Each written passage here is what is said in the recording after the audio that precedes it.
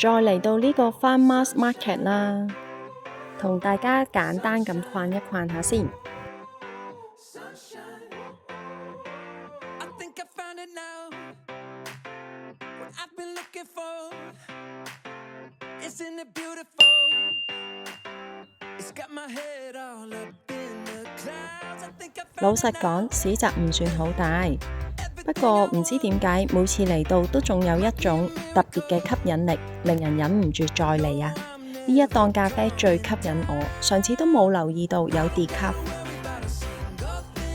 仲記得呢檔農場牛奶特別好飲，今次就揀咗香蕉味，仲買返支拎酒添。呢度好多款口味啊，但係如果即刻食，一定要揀佢焗熱咗嘅款式。